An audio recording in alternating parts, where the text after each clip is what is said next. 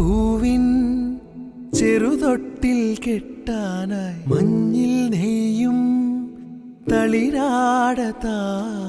കുഞ്ഞിൻ മിഴിയെഴുതാൻ സൂര്യൻ വരവായിതാ കഥ ചൊല്ലി സ്വപ്നത്തിൻ തിരികൂട്ടാൻ മുകിലോരം ചെന്നെത്താൻ ചിറകാവാൻ ഞാൻ